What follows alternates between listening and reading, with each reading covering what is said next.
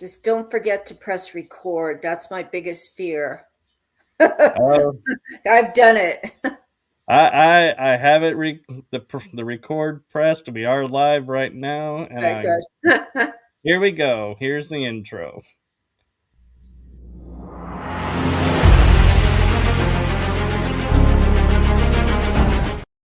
Okay, let's try that again.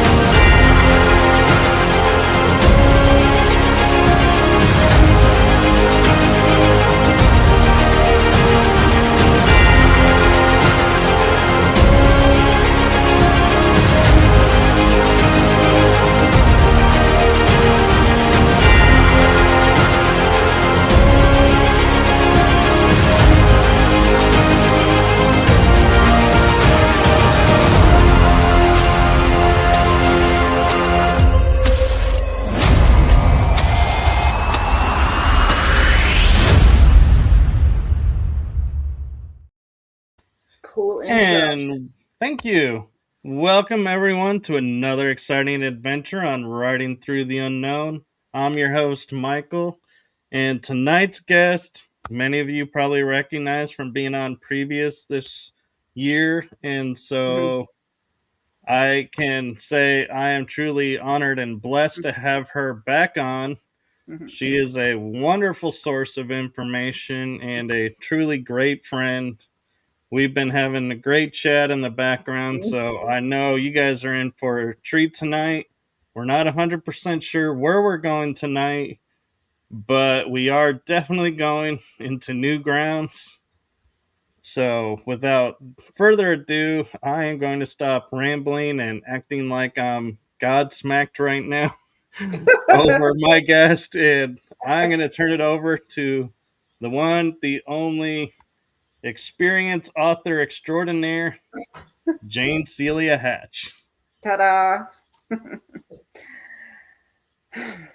Where do you want me to go, Michael? Just an intro or just dig right into soul retrieval and soul Well, fragments and since you've been on before, I think, people may want just a tidbit of a refresher okay. of who, Yeah, or I am a survivor of the secret space program and the CIA's MKUltra mind control. And I'm also a targeted individual, which really are all tied together. In my research, I'm finding most targeted individuals were actually secret space program, and it's sort of the aftercare to keep us traumatized. I'm a former journalist, still a journalist, a writer, and a survivor of family court, and a shamanic healer. I've been studying shamanism for at least 30 years. I think you're sort of born one, and a Reiki healer, and a mother of three, and an herbalist. So that about sums it up to a degree. And so under thank each you for one, that. hmm? Thank you for that. You're welcome. You're So very welcome. we were talking backstage about soul retrieval, and you have an interesting take on it. Mhm. So I'm going to give you the floor to share what we were talking about and maybe probably even more. Yeah. Okay. So my experience with soul retrieval began in the 80s when I had gone through family court and I was feeling shattered and disassociated, not in my body. And I never went to Western medical professionals. I was always inclined towards shamanism and Reiki. And So I found this lady shaman on a mountain in Maine, and she started to work with me. And she said I had fragments all over the place from family court and from childhood. Basically, when there's trauma, a piece of you can leave, a soul fragment can leave and go someplace else in the universe that it feels safer. And that's called a soul loss. And so she returned in shamanism. They use power animals, spirit guides, and they travel into the different dimensions to bring back the soul parts. And she blows them back in, through my heart and through my chakra, my head chakra. And then because eventually you've heard of the expression, they're only half there. War veterans, PTSD, that's a lot of that is soul loss. They don't have a name for it in Western medicine. They just start medicating you, but you've actually had tremendous soul loss. A piece of your soul during trauma leaves your body and just travels. It may go back to the site of the trauma, or it can go to a place that it feels comfortable. Did you have a question yet? Well, actually, I was just thinking as you were explaining that there are times where, we get called to certain places, and I'm wondering if that is the piece that broke off in trauma now ready to return, is saying, hey, here I am. And I'm curious Yes. along those lines too, is we always feel like we have to physically step foot to reclaim our soul fragments. Mm-hmm. Is that true, or can we do it through astral plane and dream travel and retrieve them that way? In fact, that's the only way that I know of to retrieve soul is traveling through the astral plane, because it's a spiritual process. And you're absolutely true that we do go in search of our souls. And this is a really interesting point. Often our ex-partners will have a piece of our soul, and it's one of the and they may have either consciously or subconsciously taken a piece of us, and it's one of the reasons we continually try to return to these old relationships, is they actually have captured a piece of our souls. That's interesting because Mm. I have heard talks of when we are in relationships, it's the person that we're with has a resonance or frequency that we're needing. And once we get it from them, if, there's more to it, then the relationship holds. But if you just get what you needed and that's all the relationship was for, that's why all of a suddenly you wake up and you're like, huh, I guess, this relationship ran its course and I don't know why I'm with this person anymore. And you start to wonder what happened. Yesterday I was all infatuated and today I'm like, eh. And so is that what you kind of, in line with what you're saying, is, you reclaim the soul fragment, so now you're done with that person? That's possible. I mean, there's many, intricacies in relationships, and reasons we're attracted and reasons where, we part. But it's possible that you could have reclaimed your soul. Generally, it's kind of a process, but I think it can happen sort of out of the blue. You can reclaim your soul, but generally, like when I began to learn, I started to go to teachers all over the country to learn, soul retrieval, depossession, psychopumping, all the shamanic. And generally, when you do a soul retrieval, the shaman is sort of the hollow bone, and then you call in all your helpers and you travel with them. And generally, in shamanism, it can be power animals, spirit guides, ancestors, loving and compassionate. I always say the loving and compassionate beings, because if you say just the light, there's a lot of beings that think they're the light, like Lucifer. So be very careful. Any ceremony you do, whether you're meditating, you're calling in love. That love on the spirit level is unquestionable. A spirit can't pretend to be love if they're not. They can pretend to be light because they think they are. And so you travel with those beings and you put out the intention. I'm on a journey to find the soul of, let's say, Michael, and to bring it back if it's in his highest and best interest. And so then you go with your spirit guides, and you journey through the web of life, and they're directing you. And then you'll see ahead, or something will direct you, and I'll see maybe little Michael is 5 years old. He's on a swing because he left his body when his mother got hit by his father. That's enough to cause soul loss. And so then I negotiate with the soul, hi, I say who I am and what my intention is. And souls right away can tell if you're malevolent or benevolent. And children usually respond really quickly to me. And I say, Michael really needs you. He needs his inner child. And then I hold out a crystal and ask him if he'll come back with me in the crystal. And, generally they do. Sometimes I give them a toy, or there's a little bit of negotiation sometimes, because they left because it was trauma. They don't necessarily want to run back and jump in that body if there's still the same situation. So sometimes I explain, it's safe now. It's okay. Michael will take care of you. And then they will often, because they want to go home. We all want to go home. They go into the crystal, and then I turn and I have an actual crystal in my hand, and in the journey I'm holding out a metaphysical one. And then we journey back, and then I blow the soul in through the heart and the head, and then drum around it. And that's generally how a soul retrieval works, which is different than soul fragments we get from torture. They're different. And because the soul is always part of the being, the absolute essence. But the fragments are not necessarily the same being. They've been fragmented into different personalities. So it's a different process. I was working with my daughter with a fragment that was really angry. And I never thought once of doing a soul retrieval because it just wasn't appropriate.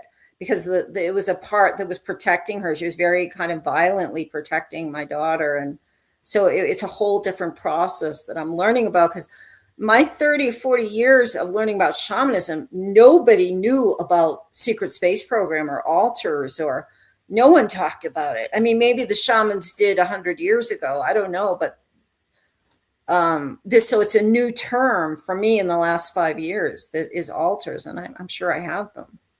I agree, and I have questions around that, but Terry made a comment in the chat room, and I'm going to kind of turn it into a question for you, Terry, and that is, she's asking, I'm still wrapping my head around the fact that my soul can shatter and pieces taken.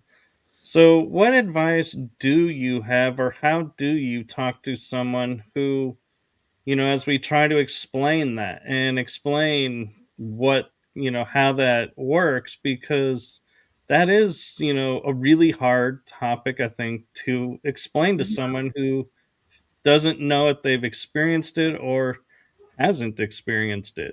Yeah, first I would say that your soul doesn't shatter. What happens is, and it's an adaptive strategy for survival. A piece of your consciousness called a subsoul leaves your body to survive the trauma, like even a car accident. If it was too much for your soul, your spirit to handle, it'll send a piece of you. I'm not saying that I don't think a soul shatters. It can become fragmented. And then you become less. Hi, Poppy. You become less and less powerful as you have more trauma. Somebody that's been through war, divorce, rape, they lose more and more pieces of themselves potentially. And then once you have a lot of soul loss, you also are really open to addiction because you're feeling less and less alive. So you want to drink. Hi, Poppy. I sound like I'm 5. Totally fine, but so it doesn't shatter, and it's always working to come home too. It's an adaptive survival strategy. until you're in a place where all your pieces can come home. And so, in that regard, there are times when I'm sure this has happened to you and to maybe Poppy and Terry as well. Is you're driving along and all of a sudden you get this urge to pull over and go check out something else. And you're like, well, I really got to get going to get to this place, but I'm really being drawn over here. Could that be like an alter aspect fragment that is saying, hey, here I am, since you're here, hey, want to try and reconnect or, grab attention to it? Or could it be, just another soul fragment piece that we just didn't know was splintered off and is saying, hey, since you're here, I'm here, let's connect? Like a date. Not necessarily. I mean, being pulled to a location, an area, a situation, it can be, you have to be really careful because you can be following a curse too. If you're like, I think I'll stop here and walk into that cave, it can, and they can make it feel like it's a good thing too. That's one of the devious parts of a curse. It doesn't feel bad. It feels like you're it's exciting in a way. So you can be being called towards a trap. And certainly I've had numerous curses, which unfortunately I fell into more than once. So, and my book will tell you the biggest, worst curse happened. So, and I thought it was very exciting what I was doing. It was like, and I thought I was fulfilling a dream. Like they know you so well. Like, believe it or not, it was an herb class in rural Maine that was tied in with me meeting a demon. But they use the herb class because they know what you like and law and what you'll do. Like, they couldn't get me with money or, press, any of those things, but they knew how to get me, and it was an herbal class. So you can be pulled to things for different reasons, but generally you can tell in your gut. Like I was ignoring my gut. Like I ignored my gut instinct. So you're not completely helpless if you start going in a direction and you have a gut instinct not to. I don't know about if you're an altar is there somewhere, or there's many reasons that you can be pulled emotionally. Right. I was just curious because, as we find out, we have altars operating all around. And, we talk about rich, a lot of people are saying that, the catchphrase of, oh, go integrate your altar. Mm-hmm. Well, I'm like, well, one, how do you know where your altar is? And two, how do you know it's time to integrate that Mm-hmm. altar? Or, and what happens to that altar when you do integrate it? Does its life cease and everybody that was attached to that cease, or do they go on? There's like multiple questions I have around that Yeah. aspect. And we're getting on to a different but similar subject. Altars, like soul, when I'm talking about soul retrieval, they never take a physical body. They're still in the spiritual. Whereas the altars we know now can be put into clones. And yes, I do believe like if you take that altar back, that being ceases to exist. And as does their situation. And I think it's a very tricky thing if that altar is incarnate. I was able to get an altar back from a cyborg, but it was at the point of death. Like it called out to me. Um, I didn't know I was in a cyborg, but I was brought to it. It like called out to me. It was like an accident in the space, and I was able to go and retrieve it. That was like a year ago. And I was shown yesterday other altars I have I'm not sure. They might actually still be out there if fully embodied. And that's different than soul retrieval, retrieving an altar. Especially if they put them in a clone, they're living a life, they're your consciousness. And, if you take that, you take the life of it's tricky. Um, it's a tricky situation. I agree. And so I wonder, it does beg the question of, do we have the right, because it is us, Yeah. to take it back, but Yeah. at the same time, do we have the right to rob it of its life? And so that's an interesting quandary. Yeah, it is. I know John Whitberg has talked about that quite a bit too, that if he took back his altar, he wasn't ready because it would end their lives. And yeah, it's tricky and it's brand new information to me, like within the last 5 years. And it's a whole different realm than the soul retrieval because the souls are not incarnate. You're bringing back yourself, and into your body, but the altars have other lives they're living. So hopefully they'll stop shattering our minds so we stop creating altars in the future and we don't have to worry about how we do this, how we reintegrate with those parts. Yeah, I just I won't tell the whole thing, but I did uh was recently very triggered by, and I don't know if he's watching or not, but somebody that was very nice to offer me storage in Maine, but it had been a place where there was hundreds of thousands of Nazi memorabilia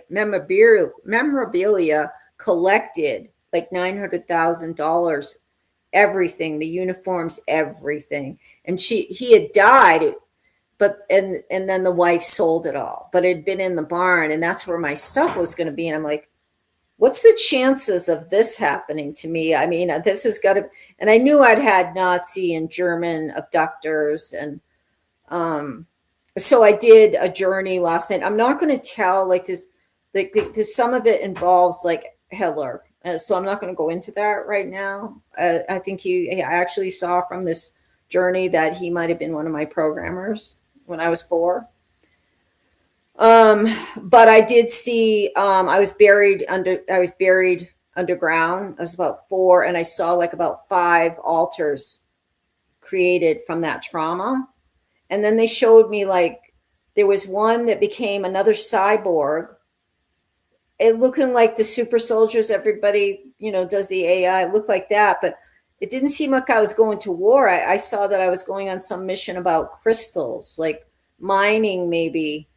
And then another one I saw, I was a spy. She was like a honeypot spy. I was giving information to the Germans. I've been used as a like courier honeypot. I think infiltrating the Americans. I had this feeling I was safer with the Germans, as this altar felt like she was very much more attached to the Germans than the Americans. And then there was another altar that seemed like she was a navigator for them. Yeah, so I saw about 4 just recently created by, I believe it was the Nazis. And I felt like I wasn't afraid of them. It was weird. Maybe because I was under complete mind control and, and I was looking at it in remote view. I wasn't afraid of them, but I was very afraid when I heard about the memorabilia. So I think I was shown recently some milder aspects of the abduction, because I didn't feel afraid of even Hitler, who was in this recall. So anyway, that I'm touching on a huge subject with just a little bit of information, but I created many altars from being buried in this deep underground. I think it was in America. and like you're so traumatized, they created, and then they use those, the Nazis used them all for different, and so they're still out there. I think if I took them back, I don't even know if I could, unless it was the point of death, or um I don't know who's watching. I mean, should we explain how altars are created? I mean, I know Poppy knows, more than I do. I don't know what kind of audience you have right now. A lot of people would just do not need to um, be explained how altars are created. Well, if it's not going to trigger, then maybe, a brief look at it. I mean, we don't have to go into every detail, but Yeah, 'cause I feel like there's curiosity to it. And yeah, I feel like there are people who, may be a part of this, but they don't know yet. And yeah, so learning this may help, hmm, guide them to who, and what they have been a part of. yeah.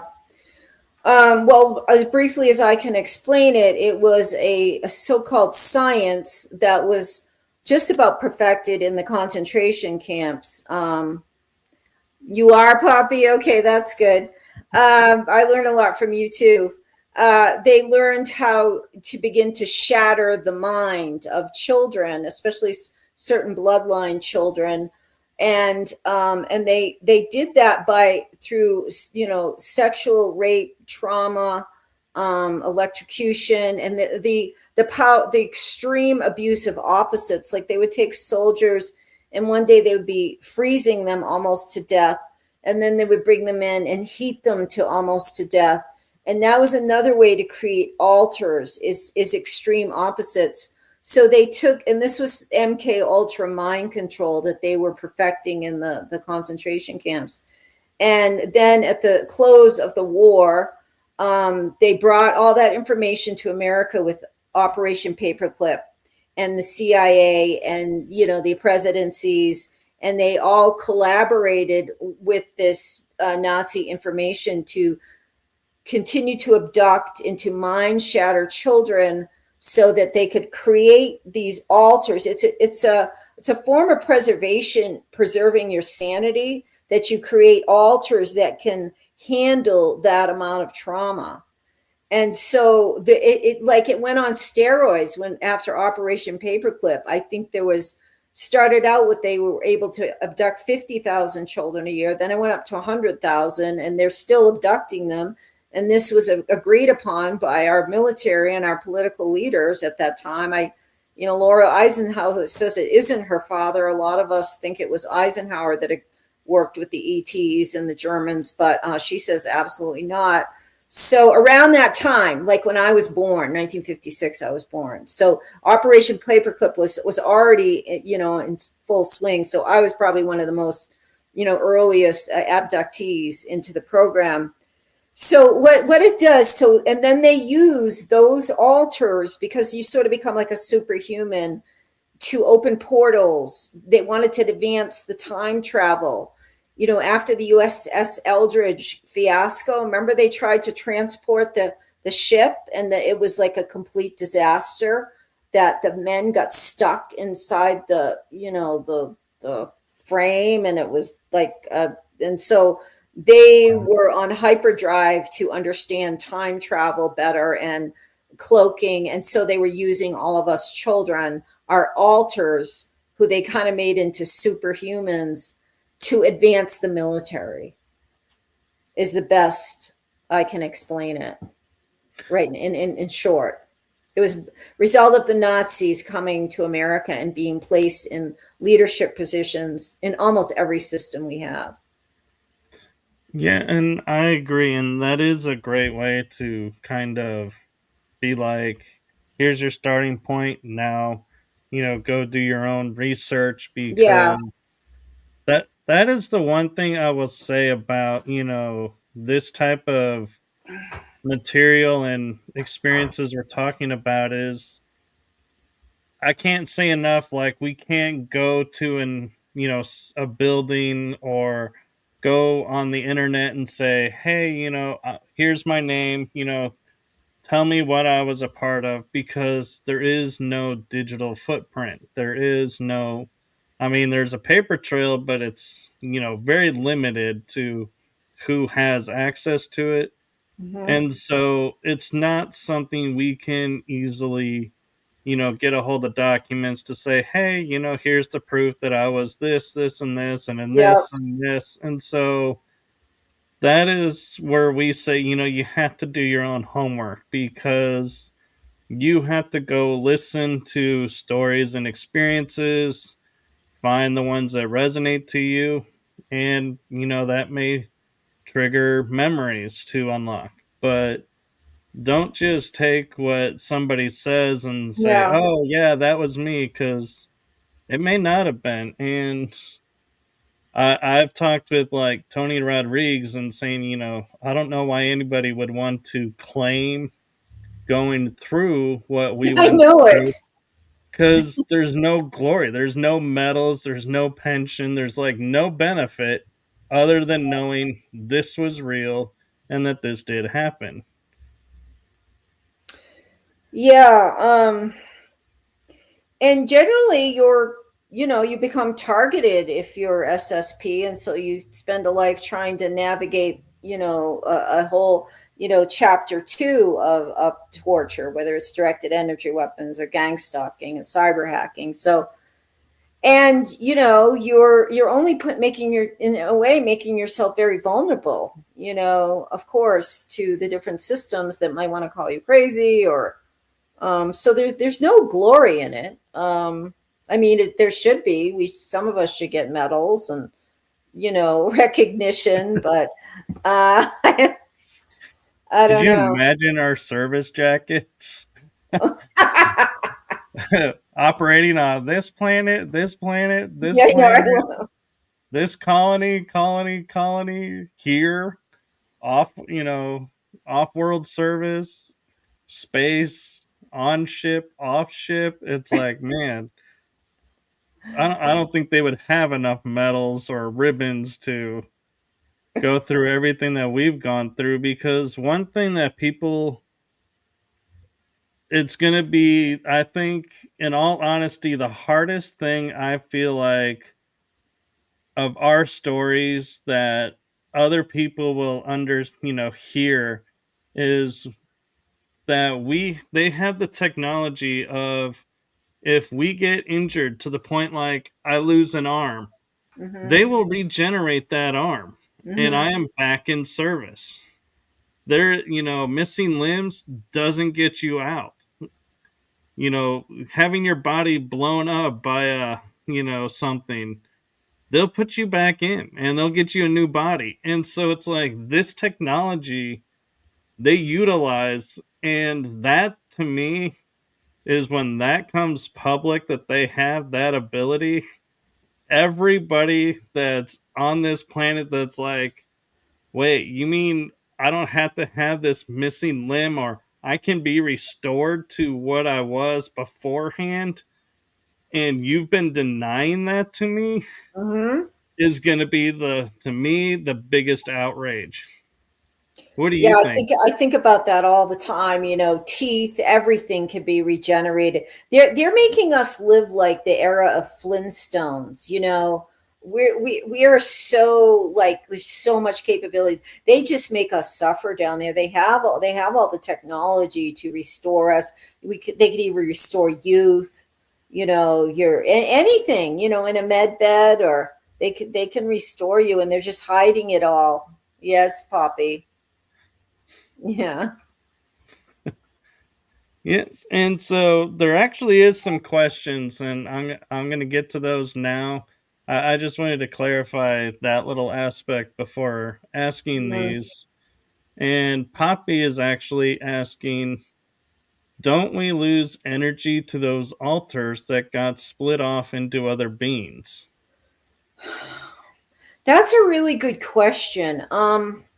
I don't feel it. I mean, I feel loss of energy with soul loss, but I don't necessarily feel like I have a lot of energy loss through my altars for some reason. But if, multiple soul loss, yes. you're practically crawling if you've lost too much of your soul. But that's a really good question. That is because I'll be honest, is there are times that I'll just like I'll blink and I'll be like, oh wait, I got new thoughts coming in of things, and it's like, where did Mm. these come from? And somebody's like, oh, an altar returned, and so it's downloading the memories, and you just got glimpses. So it's like we don't even know when we're off. And I've even been on a show one time where Christy Campbell was in the audience, and I'm like, I'm looking, and it's like I'm registering everything, but all of a sudden I see Christy going, "Oh look, Michael just did a 20 and back," and I'm like, "What?" And I'm like, I didn't even realize I had disappeared that long, to even give the appearance of, and so I was like, man, if it's that fast, yeah, I don't know that we would ever feel when it happens. Yeah, that 20 and back was mind blowing. I mean, that technology that can take you and you're gone for 20 seconds. I mean, you're gone for like 20 years, but it's 20 seconds in this timeline. And they brought you back to the age you were. I mean, people will like to try to explain that to ordinary person. They just, it's beyond, beyond comprehension. It is, and Terry is asking, do you think that since people are looking for connection, they can be led unknowingly into another system of control, like religion or even love and light spirituality that seems helpful? Oh, yes, absolutely. Because like if you're looking for something outside of yourself, it's sort of a hole in your energy field. And so, the universe doesn't like a vacuum. They're going to fill it up. And it can, it can be with good, but it can also be with evil. It is, and one of the things too about 20 and backs that people don't realize is, and this is going to sound completely strange to people, but for example, Jane and I can be on the same ship, but if Jane is on the bridge crew and I'm doing diplomatic or soldiering, super soldiering, our paths will never cross. Mm, I don't get to go on the bridge and go, hey, what's going on? Where are we going? Somebody mm, comes to us and tells us what's going on, or we just know and we just, operate. So our paths never cross. And to me, the saddest thing that I feel like of that is, when you have like Tony talks about being on the janitorial staff of a ship, yeah. not getting to, even the upper, kind of like normal crew. He was like, nope, that we could walk right past him and we would not give him the time of day because we are told when you're on ship, you only talk to your class, your Hmm. group. You do not associate with others. And it's everywhere we go. We are sectioned off and isolated. So that is something that people don't understand because, you think, oh, if we're, say Jane and I are both super soldiers and we're on the same ship, if we had different missions, we're not going to talk. Even Hmm. though we're super soldiers, we're not going to be like, oh, hey, great to see, glad you're on this one. Nope. And that is something I think people, have a hard time with because our military, everybody talks to everybody. But the SSP, that is not our military. And that's something I think that needs to be clarified. It operates through the military, but it's not the military. Yeah, I think a lot of that has to do with maintaining the mind control. not talking to each other. It brought to mind, I'm writing this book that involves Princess Diana and Elizabeth Wallace. Elizabeth Wallace is like the bloodline daughter of Queen Elizabeth, who was also put through the program. She became a sex slave for the royal family. And to be honest, and this is kind of revealing what's going on in my book, is Princess Diana was used as well. And they would be both brought to a ritual separately with bodyguards, like say the Vatican was doing set, and they were called to that. The bodyguards would be all around them. They could not talk to each other, but they learned like hand signals, like little things. And part of that is once we start to share our knowledge and our memories and just our love, I think it threatens mind control. It starts to threaten the mind control. I agree, because once we, if I have a feeling like, oh, I've operated in space, I can easily be manipulated on my own to say, oh, that's because I've seen it on TV. That, Yeah. I'm just imagining, what it's like, on this TV show. And I'll just let it go.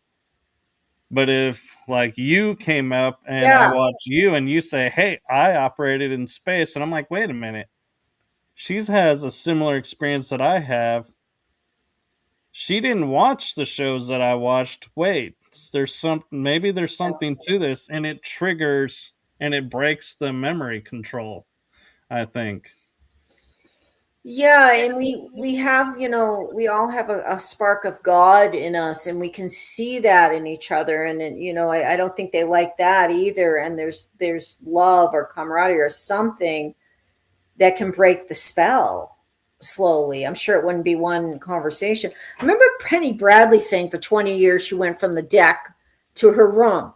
Like there was one like smelly alien next to her who was her co-pilot. Like, do you remember that story? Yeah, Like, I yeah, remember that. yeah. I don't know what it was. It was she had a co-pilot that was like an alien that really smelled really badly, but like they were in the same level, and so they had to.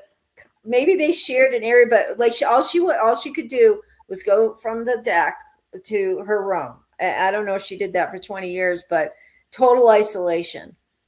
Yeah. I mean, I And guess you ate together, but I don't even know if you talked. yeah, and I mean, I feel kind of bad a little bit because I have a friend, and I don't know if you know her, Sophie, who is really trying to connect with people who were stationed at the same place as her to help remember things. And I'm like, and she'll always ask me, do you remember now? Do you remember me? And I'm like, well, I remember being on that station that you're talking about, Yeah. but I don't remember you. And it's because different class of group on the ship or station, so to speak. And so I feel bad because I feel like I should remember. And she'll tell me, her funny story. And I'm like, well, I think, I remember hearing about that, because it's people gossip, and, that you'll hear, but you never know who it is. And so it's like, oh, that's you. Okay. But again, it kind of sucks the way they compartmentalized us, that I can't go and say to her, "Oh yeah, I was on this deck, and we were doing this, and did you ever make it up to this deck?" It's like, I know for a fact that I don't remember her. Yeah. She's not going to remember me, and so nothing I say will make sense to her because she was probably in a different level. And so that's the frustrating part that they Yeah. make for us. Um, And I was just thinking about John Whitberg's book, Periwinkle Eyes, and on their missions, they were very interactive. I don't know if you've read any of his books. It's a series about one of his altars. What was his name? Anyway, yeah, they the interact a periwinkle man. lot. Yeah, the man with the periwinkle eyes is one of his altars, and their missions on Mars. I mean, all over the place for Eneman. They seemed like there was a lot of interaction. So I don't know how, if it was just on ship you didn't interact, and once you got onto a planet or on a mission and you had to work as a team, maybe that was it. If you had to work as a team to accomplish something, of course you're going to have to interact. Maybe that was the difference. I think so, because JP, he, is always talking about, being with different groups of people, and, they all kind of somewhat talked, but didn't really talk. And so it's kind of like he's like an in between John and us kind of deal. And I think it has to do with who taps you. And he was doing it through military, and so they were, operating a certain way. And so I imagine if it's ET, they have their own protocols. And so that may Yeah. be why some are more open and some are more compartmentalized. And so Terry is asking too, so you don't have to be abducted to be traumatized and then used later by the SSP. So you don't. And that's the reason I asked this is because the term abduction has so many different meanings now, Yeah. and so a lot of people confuse when we say, "Oh, we were taken to doing this and this and the programs." They're like, "Oh, so you were abducted like somebody on a UFO," and I'm like, "No, that's not that type of abduction." And so, Yeah, that, like, for me, my father, I believe, was manipulated by Raytheon executives to think I was just going into some gifted science. And so they manipulated him into signing me over. But that's an abduction. I disappeared, on and off. And I wasn't taken by two grays into a UFO. I was taken by, the Raytheon, which is a Nazi, but Vannevar Bush was a German who started Raytheon. So that's still an abduction if you've been manipulated, if your parents have been manipulated into signing you over. It's an abduction. So you're right, we use it in many different ways and not always the classical. In fact, I don't know a lot of people that were just taken in a spaceship. I think they were taken, like Penny was taken into Langley, in a van in the middle of the night. That's an abduction, taken out of her house, put her in a van across the country to Virginia, where she was used abused in science labs or science in the cellar, and doing MKUltra. So there's many ways to abduct.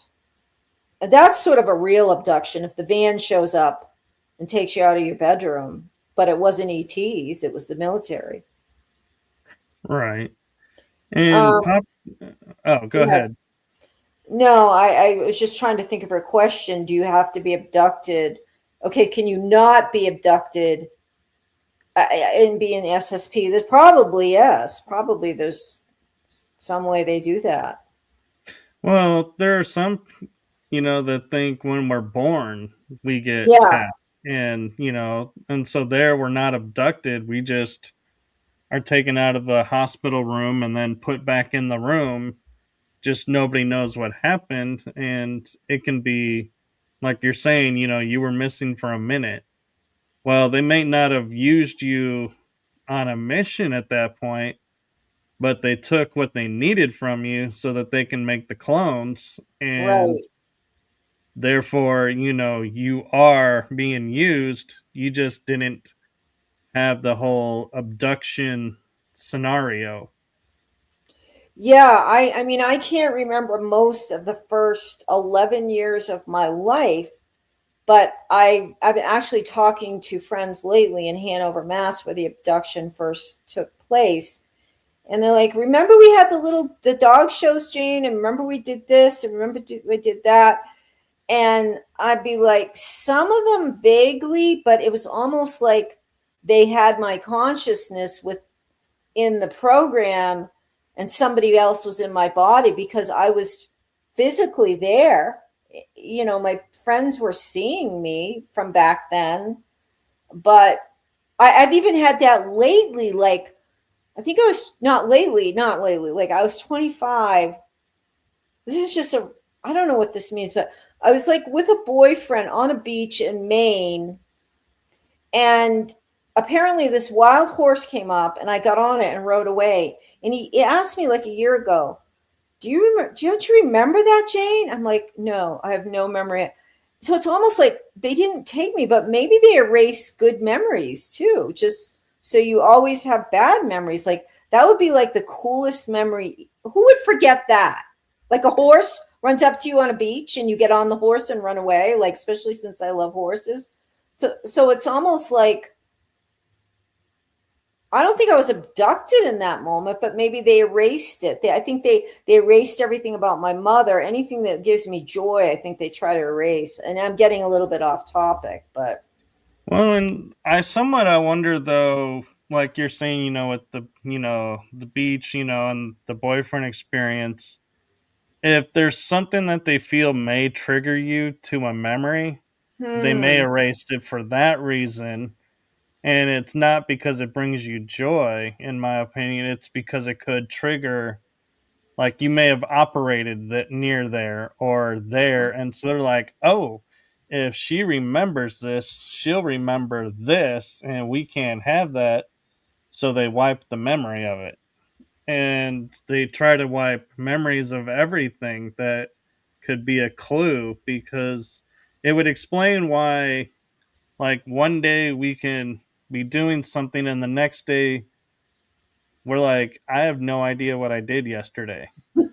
It's, and and I'm not talking about like being like in your 60s, 70s, 80s, dementia, kicking in.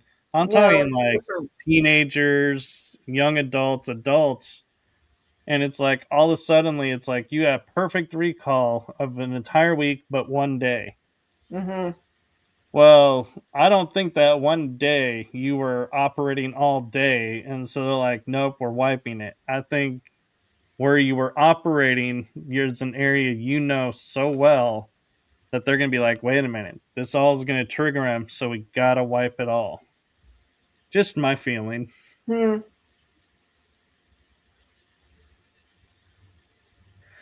But with that being said, Poppy has a interesting question for you too. And she says, did you feel trance like in the 20 and back, like controlled to the core, just trying to reconcile what I feel? I haven't yet explored my 20 and back. If I've had it, I think I have, but I haven't recalled that exact. It's probably what happened. You know, all that time for the first 10 years of my life, I have no memories of my childhood. That was probably it.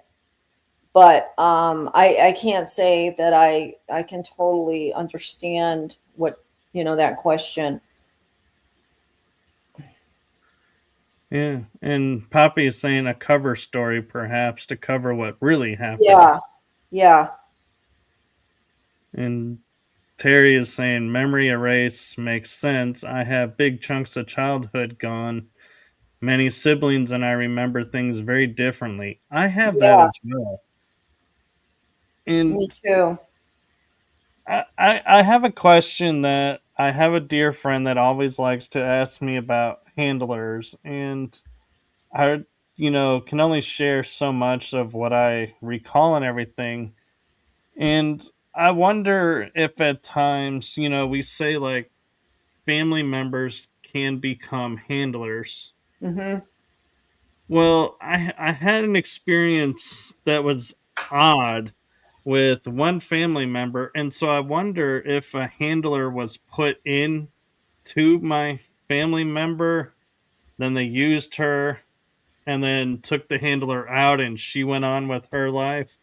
Because the conversation that we had, now looking back at it, makes totally no sense. And she was asking me one day, "What are you reading?" And I was telling her what I was reading, and she goes, "Why are you reading that?"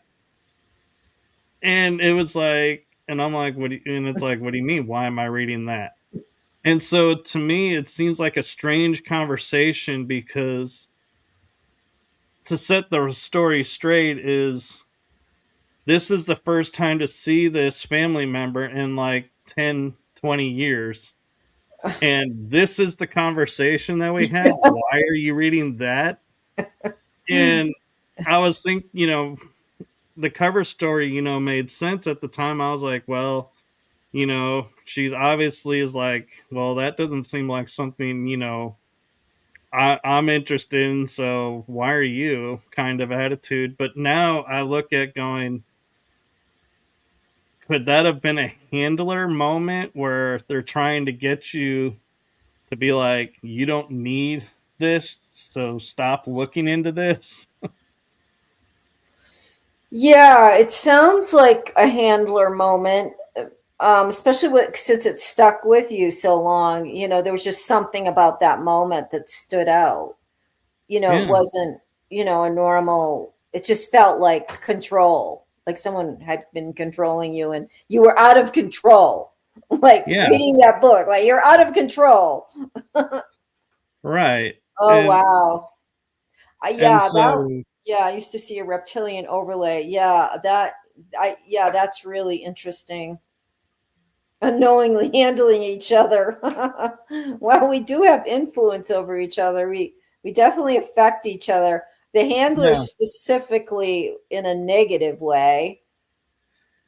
yeah, but I mean, it would kind of make sense because, like, I don't have, the ability of saying I see the same vehicles all the time, or I see this all the time and I know they're watching me, Yeah. but I can feel, being watched. There's a lot of times I'll be walking and I'll just be like, I start looking around because I'm like, someone's watching me.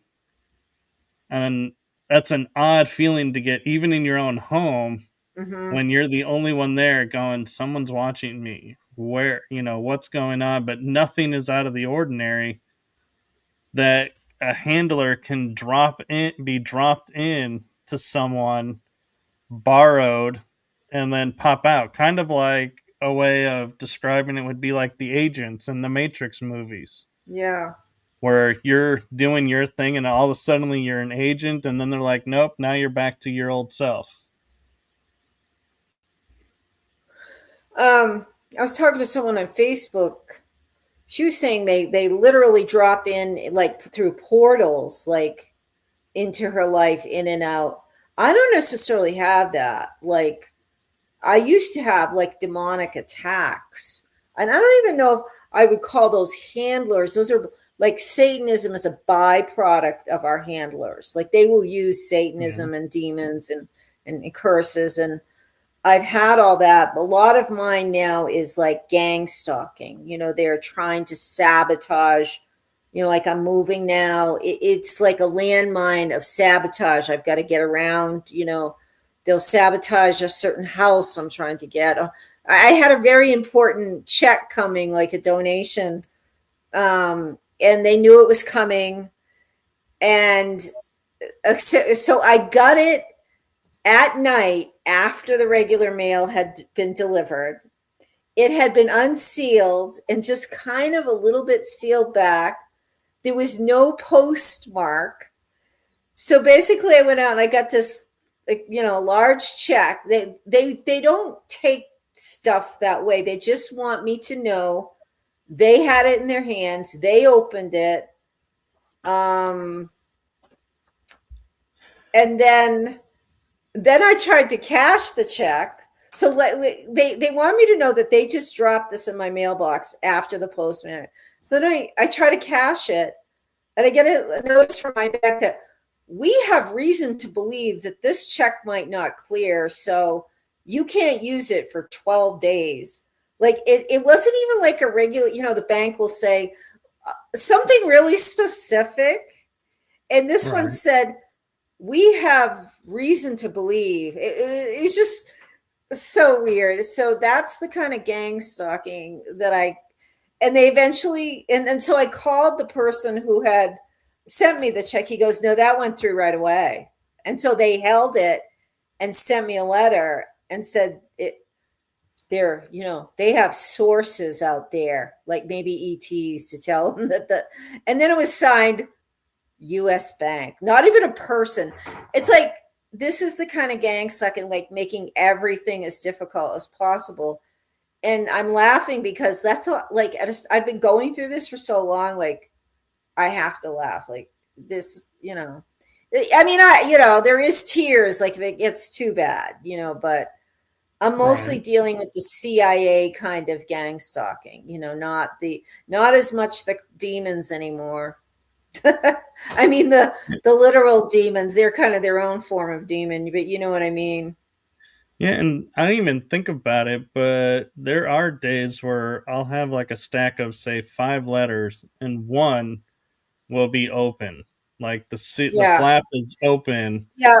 and I'll be like, and I'll look at the mailman because I usually get it directly from him, so it's like I don't even let it go to the box, and he'll be like, "Well, the glue must have came off on that one." Yeah. I'm like, "Yeah, I guess so." Yeah. I know. But Because now it's like I have to wonder, because it doesn't look like it's been torn open. And so it's like and I said to my friend, I said, "I just barely like close this really big check," and I knew he did. And he goes, "No, I like really sealed that." I'm like, yeah, it was opened and they messed with it and they didn't even put it through the stamp. There's no stamp. And so yeah, it never do it to the bills. They just know when I'm getting something important. Yes. Oh, we so just that's locked up and interesting the that intro started again. Terry is saying that the show restarted for her. And now we're having uh it looks like Jane, there she is. Jane disappeared for a second. And It was a 20 and back. but there All the isn't. US back part. Yeah. Yeah, Yeah. all the bank, they're all like, I don't know if there's any. And there was an interesting question, Terry A was link asking, getting watching, are you being watched landlord. through the phone or TV? Yes, I'm aware of that. And no, this was in areas of the house where there is no cell phone or there is no TVs. And it's like, I know that I'm, being watched, but there's nothing here to watch me. And so that's the awkward moments. And I did one day see a drone just hovering between my house and the neighbor's house, watching, and it was at the perfect height to just see over the fence Oh yeah. what's going on. And so Yeah. it's like, yeah, they do watch, and sometimes they're really obvious, and sometimes they're not. But Poppy's saying it's working for her. Okay, good. Terry's asking, watched by entities from a frequency we can't see. That could be it too. Yeah, That could be and, it. That and so you're being watched from a different frequency. Like, I've seen Dracos watching me from another zone. That was really freaky. I could see them in my chimney like Santa Claus, except for they were Dracos they were on another dimension. And eh, so you could be being watched. She's right. so I have an interesting experience that actually came through my twin, and I happen to have rapport with my twin, and uh, I'll just share a part of the story that is interesting, and I'm curious your take on it, is she was being watched and was being, like about to be attacked, and I got wind of it and intercepted and utilized altars to drop the assassination team and like Wow. return to source, them back. And we saw this building, and she said, I saw this building, and we're like, yeah, the building that they were using. And so it's like we use psionics on the astral to take it down. And she said I think it was like the next day or two, she's driving to somewhere, and she looks and says, wait, the building that was there is gone. It actually burned down. And so it was like interesting, and we were Uh-huh. like, interesting that it's the location exactly where we saw it and took care of it, but to see it in reality being taken care of, I was like, it had me wondering in the back of my mind, going, did we really do that, or I bet you did. did something else happen and we just So coincidentally? I don't think, like, what happens is you're destroying it on the spiritual level, the idea that created it. So it could have been a fire, it could have been something, but you created this, you eliminated the spiritual aspect of it. And so whatever came in, that was what you did ultimately. I would say you did it. Yeah. Yeah, and Christy, she's seen me enter like in my wolf, or not wolf, but lion altar. And I always will tell people, if I'm around and, I I hear or sense you need help, I will pop in, and I love to make grand entrances, as I call them, because I'm like, I'm sitting here thinking, these, beings are most likely humans, and what's the one thing humans are freaked out by is the unexpected. So I will either, like, if it's a cave, come through the ground and like do like a Superman or Neo landing, where you hit one knee and then just stand up and kind of be like, what's going on? And just know that the other side is like looking at this and going, where the hell did that guy come from? And how the hell is he able to stand up and act like nothing happened? And then I'll turn and I'll look at him, and, I'll use psionics to do what I need to do to help. Or the other one that I like to do is, if like I see a group of like soldiers are charging, and I'm like, well, I don't have time to go through the ground. I'll just appear right in front of the running soldiers and put my hand out and be like, bye bye, Have you and done that? yeah, and psionically remove them to Wow. another dimension. You've And I'm done it like, on the earth now in this body? Or do you no, use well, the I've done it on altar? astral. What's that? And I've done it in altar form on the astral, not in Okay, the yeah. physical. Okay. But I love making like those It's kind very of, powerful. It's yeah, very, because as above, so below. Like you saw what happened to that building. yeah. There's But a chapter in my book about where I do that to rescue my children. I like burn a house down, like tear a house down, tear apart, and it happened the next night. Like I did it on the astral first, and then it happened on the next day on the real. So we you can know, do it. it's interesting you point that out, because there's a story that it was really kind of, my family, we would laugh about it because it was when all five of us were together. We had went to this restaurant on a road trip, and the food was horrible in our experience. Service was bad. Yeah, we all were like, we're not food snobs or anything, but we were like, man, God would do a service if he removed that restaurant. We found out when we pulled into the hotel and turned the news on, after we had left and like the restaurant had closed, it got leveled by a tornado. And I was like, and so I made the joke like, oh, restaurants, you better be careful when we come in force, and eat at your place Yeah, because it you could may have been not. the collective energy of all of you. Yeah, I want but to learn that. Yeah.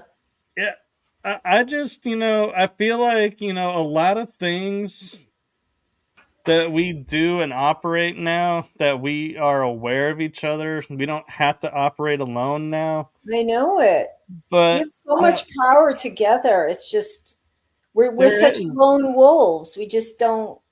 We're just too scared of people or something. yeah, but I also feel like, just by making those like grand entrances, it's like a lot of times what was going to happen or, what, they're wanting to happen when they see that are like, yep, we lost, we're done. Let's call it a day, fight another day, as they say, and will leave a lot of times too. They don't always engage. Yeah.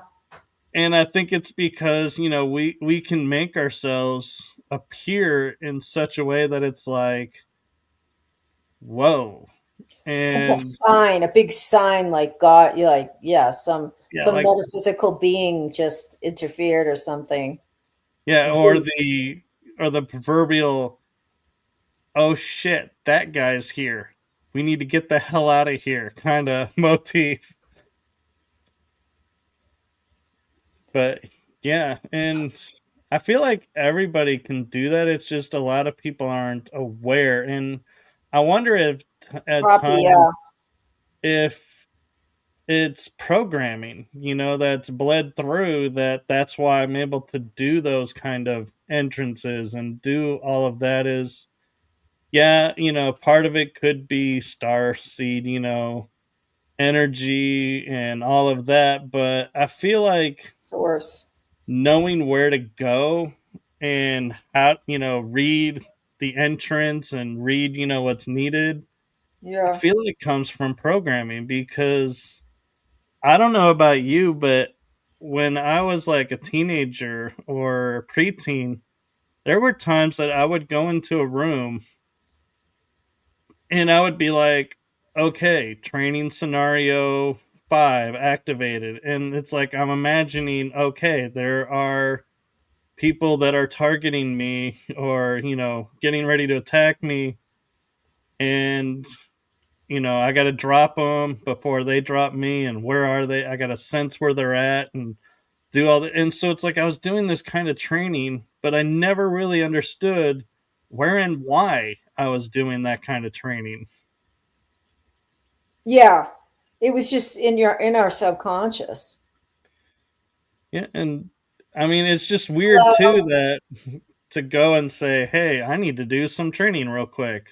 Yeah. Okay, let's go activate this scenario.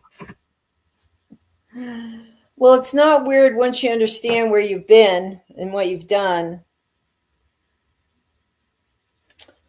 Um, True, but I'm just wondering, if that's, something you've, ever encountered to where you were like, oh, this memory is bleeding through and it's like, oh, maybe, yeah, that'll help me relax. And so you start doing stuff and you're like, why am I imagining this happening? yeah. This doesn't make sense, but it does. Yeah, I mean, I've certainly had lots of situations where I imagined a battle, and I imagined how I would battle and how I would defeat people, like just people in a room or, what weapons I would use. And I didn't know if that was my imagination as a writer or I was just always getting prepared for battle. And yeah, I'm constantly having like battle images, um shape shifting, and I think maybe my hands becoming weapons. And I didn't like, sometimes I just thought I had this vivid imagination, but now I think it's something I probably lived through.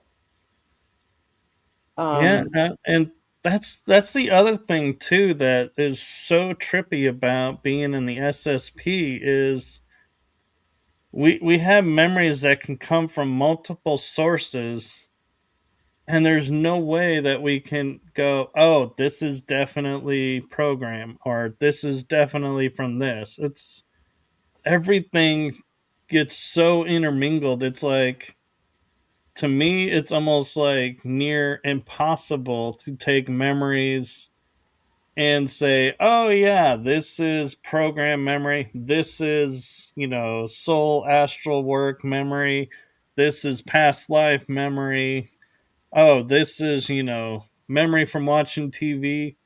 Because they all almost seem so alike that it's like, I don't know. yeah, it's a feeling, a deep down feeling for me, whether I'm, oftentimes when I'm disassociating, it's programming. Like, I don't want to do, I'll be in a situation and I'm suddenly not there. I'm leaving it, mentally. I know that's programming. Um, I do think I know my core self though. I feel like I know my soul essence. Um, I do have like some pretty violent thoughts, and I think that comes from SSP. Yeah. Um, I think for me, it's I don't I don't want to claim something and then find out it's wrong and then be yeah, like lose all credibility. So I'll be like extra yeah, like hard on my memories to going. No, yeah, I'm not claiming this memory because yeah. I don't want to be wrong about it.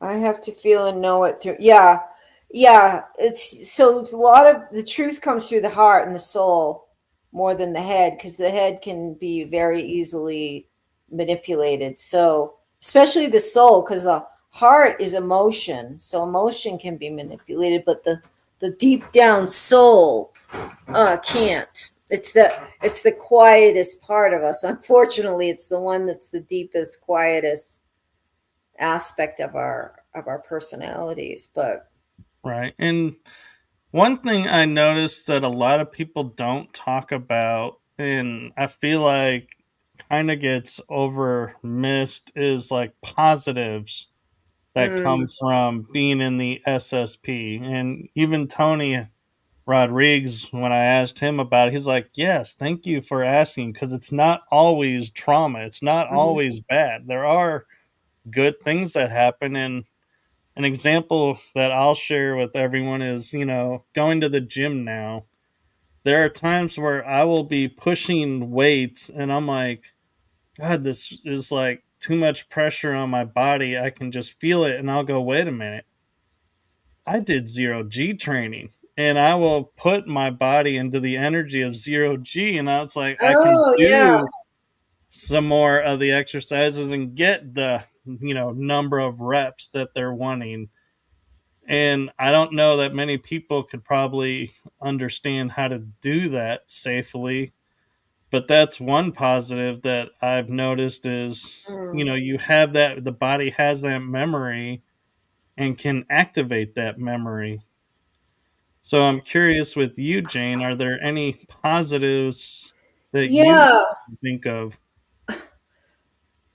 it sort of helped my self-esteem, like, because if you were taken into those special programs, you were very talented and you were very unique and you had special skills. And so while the aftercare program continually traumatizes you, make you feel belittled, it's because they know how powerful you are. So recognizing I was SSP really enhanced my self-esteem. I started to feel special. I started not better than, but just like, okay, maybe I'm not this terrible person I think I am, and powerless. And no, they took me because I had power. So it helped to like reaffirm my soul essence. Like that's what they were after because it was unique and powerful. So in that sense, it's enhanced my self respect, that I, got chosen for some of these roles, even though, I don't think I want to be a spy in my normal reality or a honeypot or anything like that. I did telepathically operate UFOs, and I was used as a navigator, so I had a lot of skill. So in that sense, yeah, and then I kind of build on that, like you're saying, like I can do this stuff. I can remote view, and if the military picked me, I've got to have. So yeah, I think in a way it enhanced most of my skills when I like you're saying, I said, I've done this before. I can do it. If I can telepathically operate a UFO, I can do a remote view. So yeah, I think in that way it was, learning I was SSP was positive. And another aspect is, growing up, I would always, for a while when I was in elementary school, I would be like, if I was chewing gum and or had saliva in my mouth and I was like, I wanted to spit it out, I wouldn't spit it out because my mind was telling me anything I spit out, someone's going to come up behind you, grab it, and use it because it has your DNA. Oh my God, yes. I go And like I was just looking in my makeup bag and there's a big wad of hair. I'm like, every time I cut my hair, I will not leave it. Like I ball it up and put it because I feel like they're and I like burn it and I'm like, I've got all these places and I'm like, Jane, you're making it too easy for them to get it by like, making it putting it in a drawer and in my makeup rather than just taking care of it. But I go through the same thing, like yeah, they're after your DNA. And so I don't go to hair, I cut my own hair and then I keep it. And so, because yeah, it's not paranoid, like they want our DNA. yeah. Well, I've kind of gotten lax on it because I'm like, Yeah. I take the mindset they already got it. So, Oh, let's Poppy split too. difference. Poppy, do you But, like hold on to your hair and everything? And well, and here's another thing. It's like, I hated going to doctors oh God, because if I had a cold, I was like, I'm not going to the doctor for this cold because I don't want them experimenting on me, is yeah, what yeah, my thought was. And I was yeah. like, little did I know that already happened. But, And and dentists, that's, I'm terrified of dentists. yeah. And Just so terrified. to me, the positive is, all these little nuances that we thought made us really weird and like Yeah, isolated from people, knowing being in the programs, that's where these come from, and yeah, we're bleed throughs. It's like I feel more like, okay, I'm okay with who I am. I can yeah, accept who I am because yeah. it's That's because how I of felt this. too. Yeah. Yeah, I wasn't just a weirdo, like outcast, black sheep, wolf in the woods. Yeah, I leave them with nature. Oh, cool, fingernails. Poppy. She's given us a solution. I'm going to throw my hair out into the wind, and I don't know what you're going to do with your gum. You better not do that because a bird will eat it, and then they'll become a super soldier or something. Oh no, I don't chew gum much anymore. Yeah, I know. I love who. Oh, thank you, Poppy. I Oh, love you thank too. you. She's like the sweetest human being I've ever Yeah. met, Poppy. And I will say, coming from the paranormal community into the disclosure or SSP or even into the SSP community, as much isolating and sectionalism that you find in it, and yes, I did say the word sectionalism because that is what it is, and I've I never don't heard know of that, where but that I think it must work for something. I really I know. sexually I was cool. like, as I said it, I was like, what the hell is that? Where did that come from? It's a But great word. yeah, I'm going to use it now in my next but book. go What does ahead. it And mean, Michael? Tell me what it means first. to me, it means they keep us sectioned off to Okay, where like sectionalism. super soldiers talk with super soldiers. people with memory talk with people with memory. Yeah, People who, don't have memory or can't, connect with this or that are kind of isolated out. that's kind of And, true. Like I'm not in the inner clique. I'm on the outer clique. yeah. And so I feel Yes, like, though, more lately, as you talking about this, like, for example, the chat room tonight, they are engaging with us and they're talking with us and, I love that. supporting us. And it's not the, oh, you're not this because you don't have this or that It's kind of ridiculous. that happens. And so I'm really liking, the new SSP community that's coming in, that's like, yes, we're going to support each other and keep each Yeah, other, up, because we've gone through the isolating and everything. We don't need it here. And so, yeah, that's true too. I mean, there's an element of that with me too. It's like, oh, what the F? yeah, I like take, bring it on. You know what I mean? I have that paranoia with my hair, but you're also like sipping tea all over the place and everything else. So I'm not paranoid about it, but I do have with my hair. I like ball, like a little, yeah. So I get it, wizard. Yeah, well, in and fact, yeah, I like got this thing with Christy was telling me that the Pleiadians, if you offer them some of their DNA, they'll give you shots of upgrade DNA of theirs. So I think I've been doing that too. So I like offering my DNA in exchange for some of theirs. and one thing I just thought about that, we can do, because everything is done by intention, is going to a restaurant, or, Yeah, going somewhere and interacting, any place you feel like you may have left a DNA sample and you're like, no, I don't feel comfortable with it being there. What if we took and visualized that sample and like torching it and burn it yeah, up, or soak yeah, it in water, and it's like, yeah, oh, this is no longer viable. yeah. So when they go and I gotta use say it, one more thing. I'm so glad we brought this up because I was feeling like really paranoid. I had a yard sale lately, and I went through everything that I thought might have my DNA in it, and I took it out of the yard sale, like a sweater. Like, oh, I wore this constantly. I can't put that in. And I'm about to sell a couch. This like has pillows on it that I constantly have my head on. Like, I was thinking about like getting a spray ball and spraying it with bleach on the pillows. So it's yeah, like I felt like saying to like on my yard sale thing, on Marketplace, and just for so my gang stalkers know, there's nothing in the yard sale with my DNA on it, so don't get excited. So I'm man. glad we brought it up. I thought I was the only one that did that. No, I am very cautious of it too, and I even get wary about like donating clothes, because I'm like, I It's will wash it and then I'm like, okay, now I can donate it, feeling a little bit better, but it's like, yeah, yeah, there's me still too. that. That's so interesting. I just didn't know anybody else did that. Yeah. Yeah, Yep. and I know we're getting close to the hour and a half mark, Yeah. but Yeah.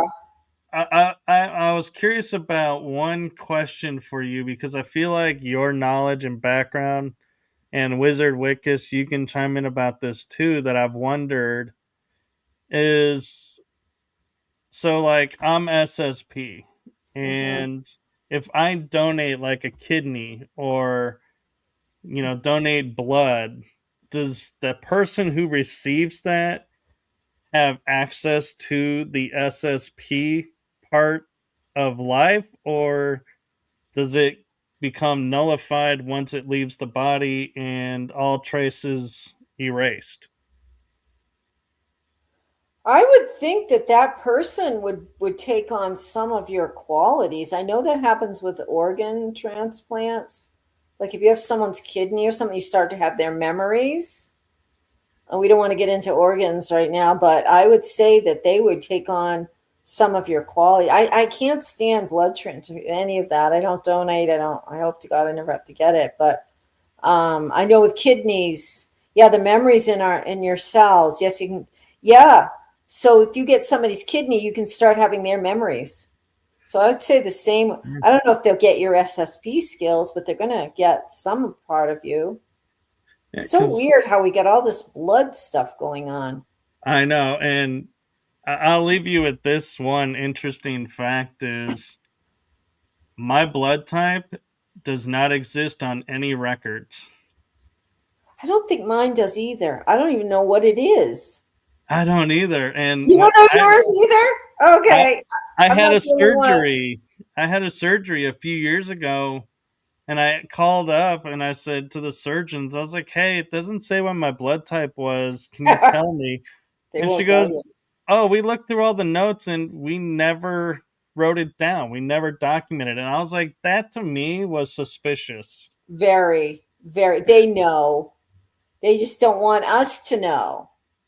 Years ago, I used to do just doing my favorite name being a rare blood type. Yeah, they don't want us Yeah. to know what our blood type is. So weird. You can't, you have to get like a doctor to sign for the blood. They'll give you all kinds of blood tests if you want, because they want to get you on prescription drugs. Hopefully you'll have high cholesterol and high every. But if you ask for your blood type, oh no, no, no, no, no, we can't do that. Nope. You have to like spend $500 and go, no, you can't have your blood type. Yeah. I actually had blood work done and I took it to my chiropractor who's a retired doctor, a medical doctor, and has another, colorful history of his past. But that aside, he knows me enough that he's like, your blood work is perfect. He's like, no, he tries to get blood work like I have and can't get it. And no, he's never seen anyone with like such great blood work. What does And that mean, great blood? Like you're like free of every negative thing? like, Is that what it means? yeah, Oh, like all the perfect signs of everything, being like, perfect, perfect everything. like being overweight, he's like, this should be high, but in you it's not. And Huh. this should be low, but your everything on you is right where it needs to be. And so the last time I was with him, I said, I want to test. And he tested my body and it goes, is the blood work perfect because of my work with the SSP? And the body goes, yes. And so That I was like, is so interesting. yeah. And so I was like, well, I guess as long as I'm of use to them, they're going to keep me in tip top shape. That is so interesting. Yeah, that's the doctors don't like that though because they want you to have high cholesterol and high blood pressure. They Yeah. like can't wait to get those blood results. I remember my last doctor I went to like 2 years ago. Like he got the blood work back, and I could tell he was so disappointed I didn't have high cholesterol. I could like his tone was because he wanted to get me on statins, and I was just like, oh no, what the hell am I doing here? So weird. Yeah. Had DNA added a couple times in vitro from some. Okay, I don't know what Yeah. that's like. Yeah. And well, I think, we are a little bit over the hour and a half Yeah, mark. okay. And so I feel like, we could keep going, but that's the joys of being podcast host is, we can have you back again and continue on and talk more about this on another episode. And I have to say, as always, Jane, it is fascinating talking with you. And I learned so much Oh, from good. you as well. And I love the conversation where it Yeah, goes through. it was so much fun, and I was so happy to hear about your chewing gum because then I realized I wasn't alone in my DNA. My Right. DNA, what was it, confiscating or whatever you want to call it. Thank you, Poppy, for being here. You're so sweet. Yes. Thank you Everyone to else. everybody. And again, I'm going to share this message with you, Jane. I know I probably did it on the first episode, but it's still true today. And that is from my heart and the heart of my shows to you.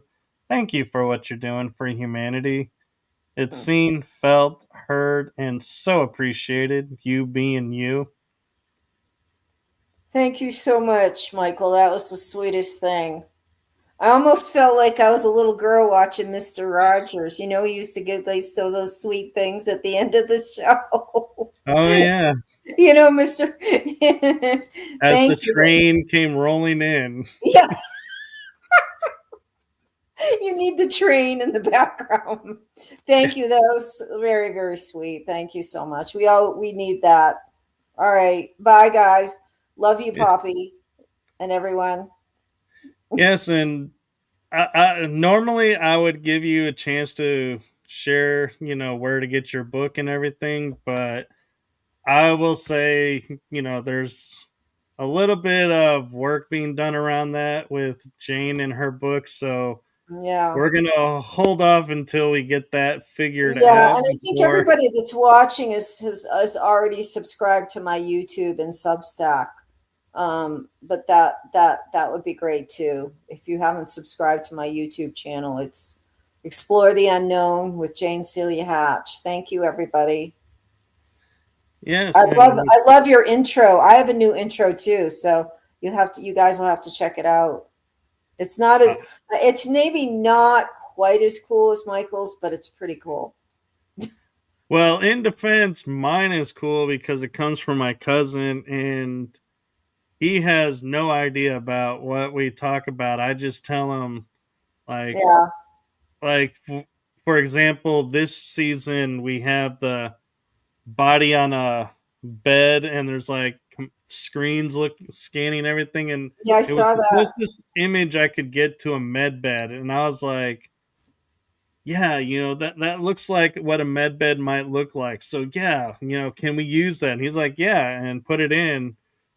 But I don't think he really knows what that means and what that is. And so it's Yeah. really cool how he puts that all together and is like, wow. So Yeah, I have a young girl in England. She's a targeted individual, and she did my intro, and she pretty much knows everything about it, but I'm very techno unsavvy, so I was really grateful for her help.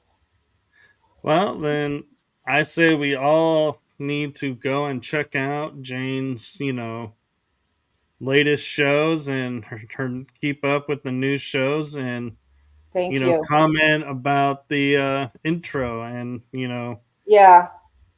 Okay. Good night.